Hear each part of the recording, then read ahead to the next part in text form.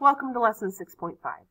In this lesson, we're going to use a lot of what we learned in the last lesson about matrix addition, subtraction, multiplication, all of that, to learn a new way of solving systems of equations. So let's start here.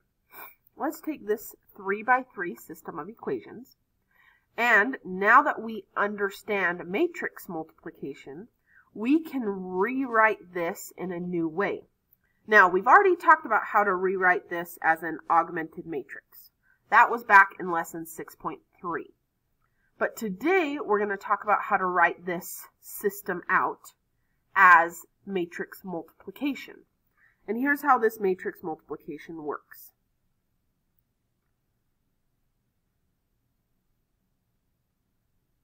It's made up of three different matrices. We have the coefficient matrix, which is all the different coefficients in our system of equation, kind of like the augmented matrix. So our coefficients for the top row are 2, 3, 1. Then I have 3, 3, 1, and 2, 4, 1. That's my coefficient matrix.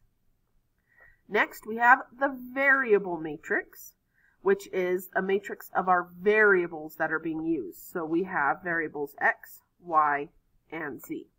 Now there's a reason I write it like this, because if we use matrix multiplication and multiply these two matrices together, we'll get this equation.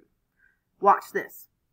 So if I take those three things and I multiply those to those two, I'd get 2 times x plus 3 times y plus 1 times z, which is my first equation. And we could do that with the other ones too. 3 times x plus 3 times y plus 1 times z. And our last row, 2 times x plus 4 times y plus 1 times z. Those are our three equations. We've just now written them out as matrix multiplication. Then we have our equals. The last matrix we have is our constant matrix, which is our list of answers. So our answers are 4, 2, 5. So you can see that instead of writing it as an augmented matrix, this is another way to use matrices to write out this system, where we have this this coefficient matrix times this variable matrix gives me my constant matrix. Now, we often call these constant matrix A. Then we have variable matrix X, coefficient matrix, I keep messing that up. Coefficient matrix A, variable matrix X, and constant matrix B. So instead of writing all this out because we're lazy mathematicians, we can instead write it like this. A times X equals B. These two matrices times each other equals this matrix. A times X equals B. And it's just a very fast way of writing out this system of equations. Now, let's talk about solving this system of equations. When I write it out like this, if I want to solve for x, I need to get rid of a. Because if I can get rid of a, then I can get x by itself. I can get this matrix by itself. However, there's a reason in the last lesson in 6.4 we didn't talk about matrix division. That's because matrix division doesn't exist. It's not a thing. We can't just like divide by our A matrix and then those cancel out and we're good. That is not how it works. However, we do have a multiplicative inverse of the matrix. Multiplicative inverse. Basically, like we've learned in math all through our history, inverses are opposites. So we can come up with what the opposite of this matrix is, and if I multiply by that matrice's opposite, then they'll cancel. So we call that opposite A inverse, and we write it like that. And if we multiply A inverse by A, because they're opposites, because they're inverses, they'll cancel each other out. And then the only rule is if you multiply one side by that A inverse, you also have to multiply the other side by A inverse. And now we have x by itself. We can multiply those two things together, and we have our answers. We're done. So that is how we solve systems of equations using inverses. Now, in just a second, we're going to talk about how to find and calculate inverses. But first thing that we need to talk about is how we can know if two matrices are inverses. So that's example 1. And here's how we know. We should be able to multiply those matrices together, A times B and B times A, and both answers will be our identity matrix. So you remember we talked about the identity matrix in our last lesson in 6.4. So we're going to do that real quick, practice that. We need to be able to multiply these two matrices. If they multiply and the answer we get is our identity matrix both times, then yes, these two matrices are inverses. We've proved it. So we're going to start, we'll do the first one together, and then I'll have you pause the video and try the second one.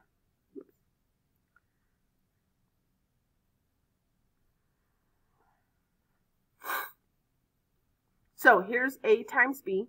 First, this is a 2 by 2 and a 2 by 2. So we check our inside numbers. Yes, we can multiply those together. That works. And our final answer will be a 2 by 2 as well.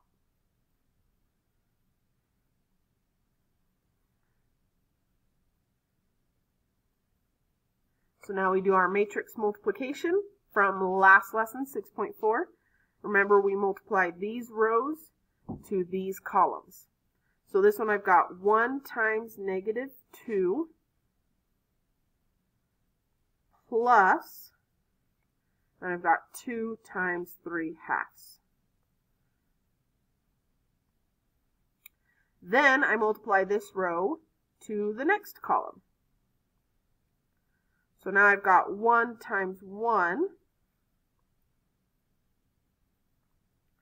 plus 2 times negative 1 half.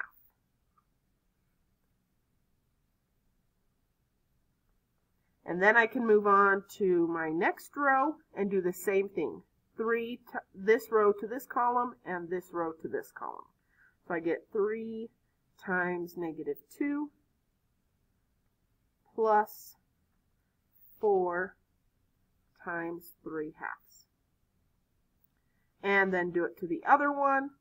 So I get 3 times 1 plus 4 times negative 1 half. Now, if I simplify this, I get negative 2 plus 3. I get 1 minus 1. I get negative 6 plus 4 times 3 halves is a positive 6.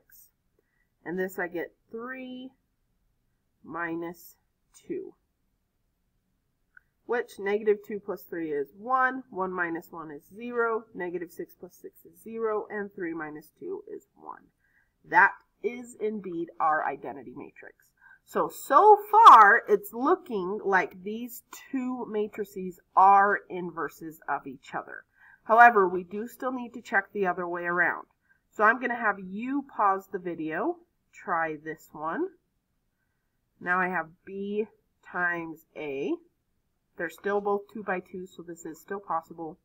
Pause the video, multiply these two matrices together, and see if it also gives you the identity matrix. Ready, go.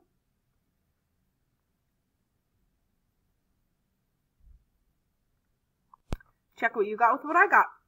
I multiplied them together, and yes, indeed, I did get the identity matrix. So because we checked the two multiplication things and we got the identity matrix both times, we can say, yes, these are inverse matrices. Basically meaning that if I multiply them together, I get my identity matrix, which is basically a version of just 1. And multiplying by 1 is itself. So this is a way of basically canceling these matrices out.